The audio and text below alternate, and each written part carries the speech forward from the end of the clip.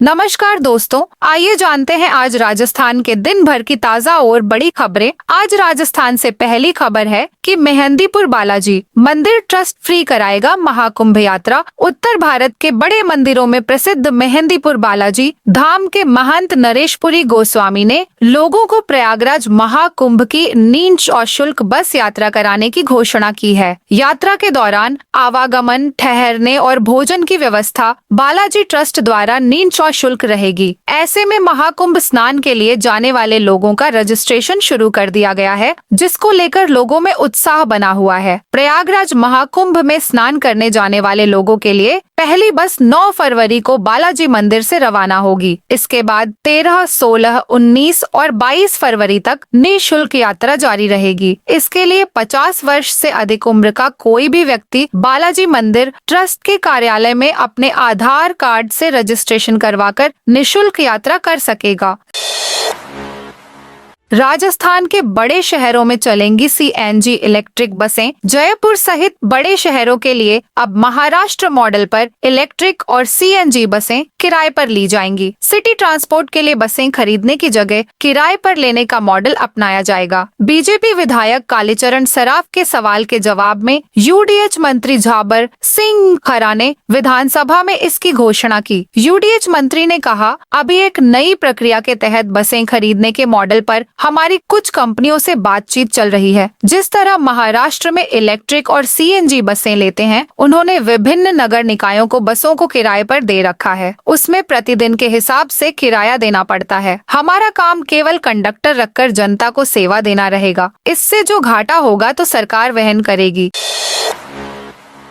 1300 रुपए सोना, 2000 रुपए चांदी हुई महंगी। अंतर्राष्ट्रीय बाजार में जारी उठापटक और डॉलर की मजबूती का असर कीमती सोने और चांदी की कीमत पर नजर आने लगा है। बुधवार को भारतीय बाजार में स्टैंडर्ड सोने की कीमत ने अब तक के सारे रिकॉर्ड तोड़ दिए, जिसके बाद राजस्थान में 10 ग्राम सोने की कीमत 1300 रुपए बढ़कर 86,500 रुपए के ऑल टाइम हाई पर पहुंच गई है। वहीं चांदी प्रति किलो की कीमत भी 2000 रुपए बढ़कर 98,000 रुपए को पार कर गई है। सर्राफा व्यापारियों के अनुसार अंतर्राष्ट्रीय बाजार में बनी अस्थिरता की वजह से कीमती धातुओं की कीमत में आने वाले दिनों में और ज्यादा इजाफा होने की प्रबल संभावना है।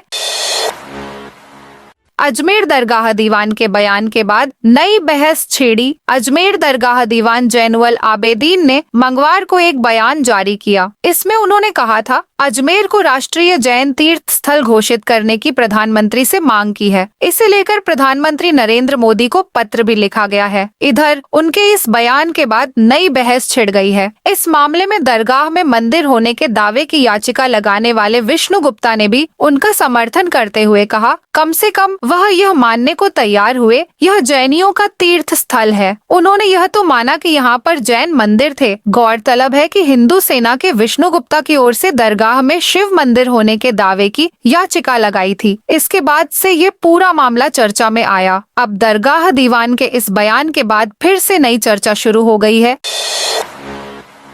पाकिस्तान से आए हिंदू शरणार्थियों को मिलेगा फ्री इलाज। पाकिस्तान से हिंदू शरणार्थी जिन्हें अभी तक नागरिकता नहीं मिली है, उन लोगों को अब राज्य के कुछ सरकारी हॉस्पिटलों में फ्री इलाज मिलेगा। हालांकि इलाज केवल Rajasthan university of health and sciences RUHS विश्वविद्यालय के संघटक मेडिकल कॉलेजों के अटैच हॉस्पिटलों में ही मिलेगा। SMS या प्रदेश के दूसरे बड़े सरकारी हॉस्पिटलों में इलाज के लिए पैसे लगेंगे।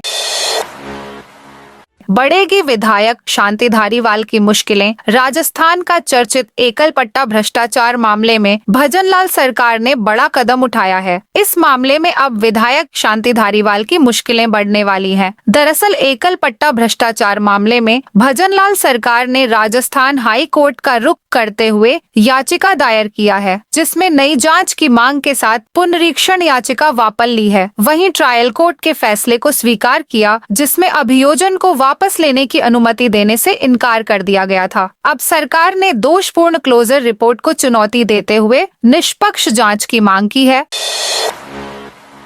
राजस्थान में दिखा पश्चिमी विक्षोभ का असर, कई जिलों में बारिश। राजस्थान में पश्चिमी विक्षोभ का असर देख को मिला है। इसके चलते बीते 24 घंटे में राजस्थान के पूर्वी इलाकों में हल्की बारिश दर्ज की गई। मौसम विभाग के अनुसार इस दौरान धौलपुर के सैपऊ में 6 मिलीमीटर, सरमथुरा में 3 मिमी, सीकर के नीमका थाना में 2 मिमी, धौलपुर तहसील में 2 मिमी, राजाखेड़ा में 1 मिमी, धौलपुर के बाड़ी में 1 मिमी और अजमेर तथा उसके आसपास में बूंदाबांदी दर्ज की गई। राजस्थान मौसम विभाग के अनुसार सीकर के फतेहपुर में बुधवार सुबह न्यूनतम तापमान 3.9 डिग्री सेल्सियस दर्ज किया गया। संघरिया में 4 डिग्री, नागौर में 4.5 डिग्री, बीकानेर के लूणकरणसर में 5.5 डिग्री, जालौर में 6.6 डिग्री, सिरोही में 6.6 डिग्री, 6.9 डिग्री, डबोक में 7 डिग्री, भीलवाड़ा और चित्तौड़गढ़ में 7.7 डिग्री, पिलानी में 8 डिग्री सेल्सियस दर्ज किया गया। राजस्थान मौसम विभाग के अनुसार अगले 3 राजस्थान में बारिश की संभावना नहीं है। मौसम विभाग के अनुसार आगामी 8 फरवरी तक प्रदेश में आसमान साफ रहेगा और धूप होगी।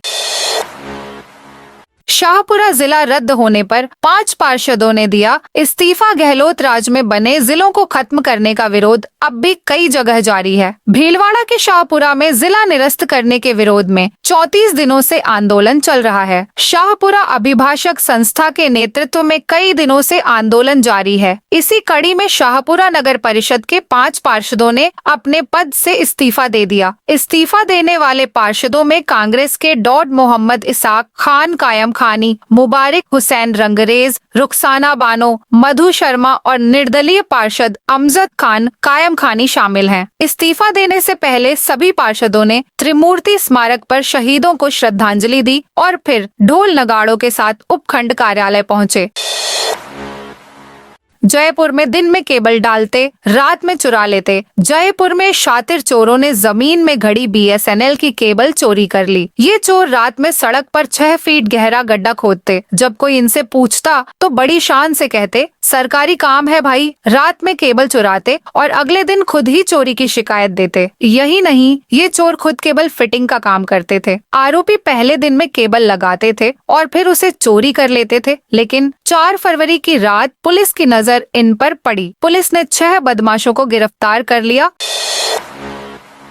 पूर्व मंत्री रामलाल जाट के खिलाफ होगी सीबीआई जांच। पूर्व राजस्व मंत्री रामलाल जाट के खिलाफ 5 करोड़ के धोखाधड़ी केस में सीबीआई जांच होगी। पूर्व मंत्री सहित 5 लोगों के खिलाफ 17 सितंबर 2022 को कोर्ट के आदेश पर भीलवाड़ा के करेड़ा थाने में धोखाधड़ी और चोरी का मामला दर्ज किया गया था। राजसमंद के माइनिंग व्यवसायी परमेश्वर जोशी ने आरोप लगाया था कि करोड़ों रुपए की ग्रेनाइट माइंस में 50% शेयर रामलाल जाट ने छोटे भाई के बेटे और उसकी पत्नी के नाम करवाए थे। इसके बदले 5 करोड़ रुपए देने का वादा किया था, लेकिन डॉक्यूमेंट नाम कराने के बाद रुपए नहीं दिए गए। मामले में मंगलवार को जोधपुर हाईकोर्ट के जज फरजंद अली ने कांग्रेस नेता रामलाल जाट के खिलाफ सीबीआई जांच के आदेश दिए। दरअसल कारोबारी परमेश्वर ने मामले में प्रभावी लोगों के शामिल होने के चलते सीबीआई जांच की मांग की थी। सीएम भजनलाल बोले, मैं भी गांव से निकलकर आया हूं। मुख्यमंत्री भजनलाल शर्मा बुधवार दोपहर को भीनमाल पहुंचे, जहां उन्होंने नरसाना स्थित प्रसिद्ध श्री दूधेश्वर महादेव मंदिर में प्राण प्रतिष्ठा महोत्सव में हिस्सा लिया और सभा को संबोधित किया। इस दौरान सीएम ने पूर्ववर्ती सरकार पर पेपर लीक को लेकर निशाना साधा। सीएम ने युवाओं को नौकरी और किसानों के हित में काम करने का भरोसा दिया। सीएम ने कहा, पहले आए दिन पेपर लीक हो जाते थे। पिता विश्वास करता था, बेटा बेटी उन्हें विश्वास दिलाते थे कि परीक्षा में पास होकर उनके सहयोग में काम करेंगे, मगर 19 में से 17 पेपर लीक करके युवाओं के सपनों को बर्बाद करने का काम किया तो कांग्रेस की सरकार ने किया। आपने देखा होगा कि 1 साल में एक भी पेपर आउट नहीं हुआ। 100 बार डायल करते ही मिलेगी। पुलिस सेवा लोगों को अब घटना दुर्घटना समेत अन्य इमरजेंसी के लिए पुलिस सेवा मिलेगी। इसके लिए बुधवार को एसपी के निर्देश पर 25 अत्याधुनिक संसाधनों से युक्त वाहन जिले भर में तैनात किए हैं। ये वाहन 112 पर डायल करते ही मिलेंगे। इन वाहनों का स्टॉपेज नासिरदा, महिला थाना, साइबर थाने के अलावा अन्य सभी 24 थानों में रहेगा। एक वाहन टोंक शहर में रहेगा। यह महिलाओं की इमरजेंसी में हेल्प के लिए रहेगा। इन वाहनों को आज एसपी ऑफिस से अपने अपने निर्धारित स्थानों के लिए रवाना कर दिया है। 30,000 की रिश्वत लेते पटवारी रंगे हाथ गिरफ्तार। बाड़मेर एसीबी ने बालोतरा जिले की सिंधरी तहसील के पास बड़ी कार्रवाई करते हुए 30,000 रुपए की रिश्वत लेते एक पटवारी को रंगे हाथों गिरफ्तार किया है। पटवारी ने जमीन की मौका रिपोर्ट और कन्वर्जन करवाने की एवज में रिश्वत राशि ली। फिलहाल एसीबी पटवारी के ठिकानों पर सर्च ऑपरेशन चला रही है। एसीबी अतिरिक्त पुलिस अधीक्षक नरेंद्र सिंह ने बताया, एसीबी चौकी बाड़मेर को इस आशय की एक शिकायत मिली था, जिसमें बताया कि परिवादी के ग्राम धन्ने की ढाणी पटवार मंडल कमठाई में बाड़मेर जालोर स्टेट हाईवे पर स्थित 1 बीघा कृषि भूमि का कॉमर्शियल कन्वर्जन कराने के लिए मौका रिपोर्ट सहित अन्य आवश्यक कार्रवाई और संबंधित एसडीएम को पत्रावली पेश कर जमीन कन्वर्जन आदेश जारी करवाना था।